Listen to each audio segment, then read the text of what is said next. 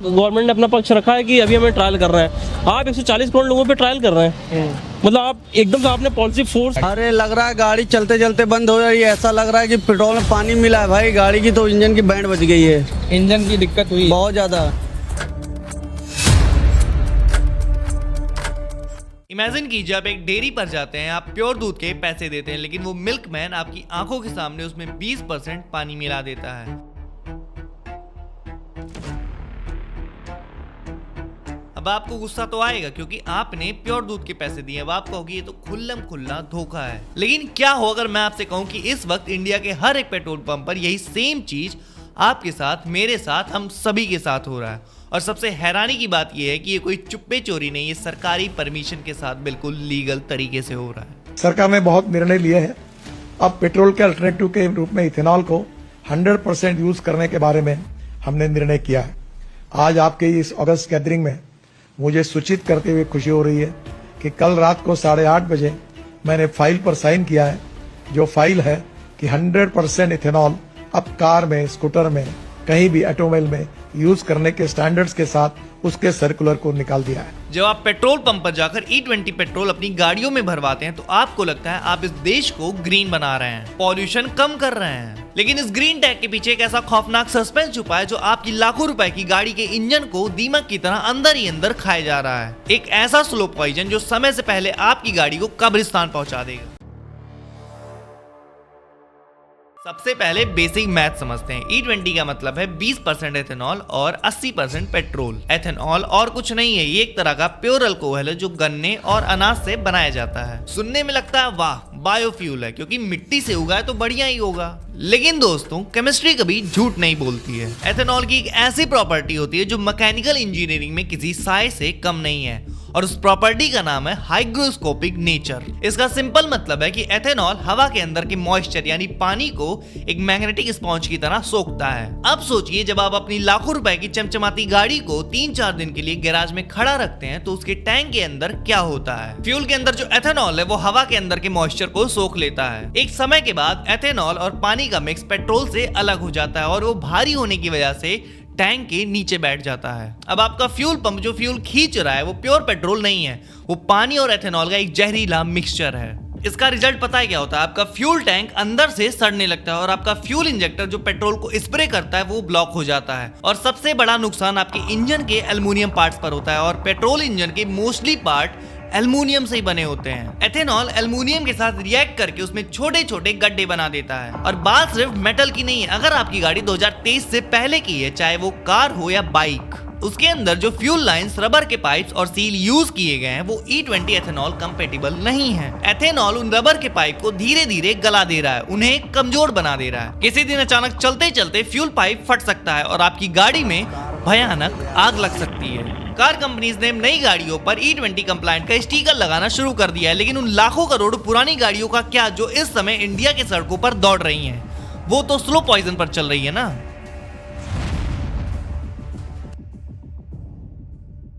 चलिए अगर आप कहते हैं मिस्टर मी मैंने तो नई गाड़ी दी है, बिल्कुल ब्रांड न्यू 2026 मॉडल, मुझे क्या डर है।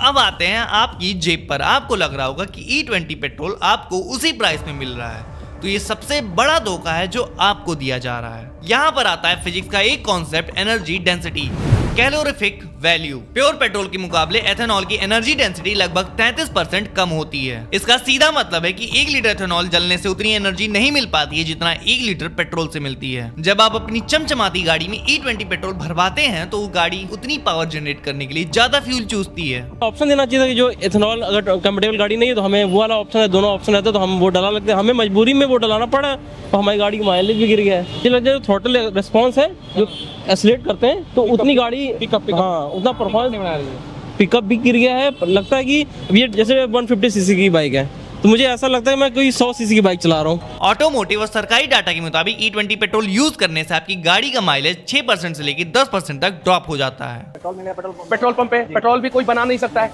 तो फिर हम जैसे लोगों की क्या गलती है जो भारत सरकार को इस गाड़ी पे, भारत सरकार को हमने अगर 18 से 20 लाख रुपए इस गाड़ी पे टैक्स दिया, क्यों दिया? और गाड़ी का एवरेज भी कम हो रहा है। कम होगा ही, कितना % कम हो गया? अभी तो बहुत कम था, 4-5 का दिखा रहा था। क्या 4-5 का दिखा रहा था पहले। अब मान लीजिए अगर आपकी गाड़ी पहले 15 किलोमीटर पर लीटर का एवरेज देती थी तो E20 यूज करने के बाद आपकी गाड़ी 13 किलोमीटर पर लीटर के एवरेज पर आ जाएगी। अब मान लीजिए अगर आप 100 लीटर पेट्रोल हर महीने भरवा रहे हो तो आप हर महीने बिना वजह 10 लीटर पेट्रोल के दाम एक्स्ट्रा दे रहे हो और उसका आपको कोई रिटर्न नहीं मिल रहा है। आप प्राइस तो वही दे रहे हो लेकिन चल कम रही है। क्या ये एक तरह से हिडन टैक्स नहीं हुआ? अब मेंटेनेंस का खर्चा अलग से जोड़िए, फ्यूल पंप खराब होना, इंजेक्टर साफ करवाना, ये सारी चीजें अब दूसरे सर्विस में मैंडेटरी होने वाली हैं। और कार कंपनीज और बदमाश, अगर उन्हें थोड़ा भी लगा कि आपके फ्यूल टैंक में वाटर का कंटेंट ज्यादा था तो फ्यूल कंटेमिनेशन बोलकर आपके लाखों रुपए की इंजन वारंटी को रिजेक्ट कर देंगे।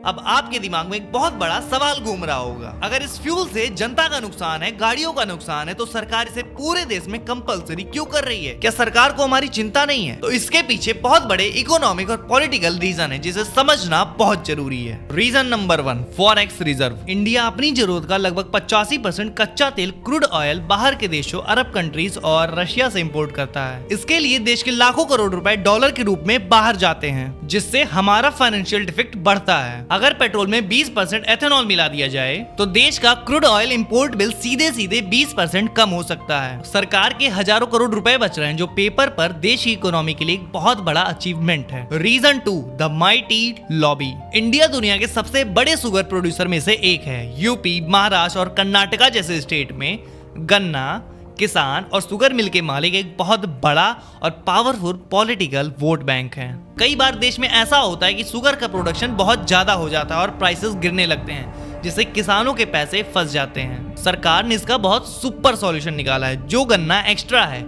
उससे शक्कर मत बनाओ, उसे एथेनॉल बनाओ और पेट्रोल में मिक्स कर दो। इससे किसानों को और शुगर मिल के मालिकों को एक परमानेंट, गारंटेड और सरकारी बायर मिल गया। तो अब पिक्चर क्लियर है, इससे देश का पैसा बच रहा है, शुगर लॉबी खुश है। लेकिन एक बात बताओ, क्या वो किसान गाड़ी नहीं चलाते? बिल्कुल चलाते हैं। और उन किसानों के साथ साथ आम जनता भी अपनी गाड़ियों के इंजन गंवा रही है और साथ ही हिडन टैक्स पे कर रही है। अब आप में से बहुत सारे स्मार्ट लोग ये बोलेंगे कि मिस्टर मी, अगर एथेनॉल और पेट्रोल का झोल इतना ही खतरनाक है तो इसका सिंपल सॉल्यूशन है, हम पेट्रोल गाड़ियां चलाना ही बंद कर देते हैं। हम एक चमचमाती हुई इलेक्ट्रिक व्हीकल ईवी खरीद लेते हैं, ना रहेगा पेट्रोल, ना रहेगा एथेनॉल और कार्बन एमिशन बिल्कुल जीरो। लेकिन दोस्तों, क्या सच में ईवी हमारे एनवायरनमेंट के लिए इतनी अच्छी है? तो अगर मैं आपसे कहूँ जो ईवी आपको बिल्कुल साफ और इको फ्रेंडली लगती है, उसकी जो लिथियम आयन बैटरी है वो दुनिया के सबसे बड़े इन्वायरमेंटल डिजास्टर का और छोटे बच्चों की मौत का एक ऐसा काला सच छुपाती है जिसे देखकर आपके होश उड़ जाएंगे। नीचे कमेंट करके जरूर बताइए कि आपकी गाड़ियों के माइलेज भी कम हुए हैं। और अगर वीडियो पसंद आया हो तो लाइक, शेयर, सब्सक्राइब जरूर करें। मिलते हैं अगली वीडियो में इसके नेक्स्ट पार्ट में। तब तक के लिए जय हिंद, जय भारत।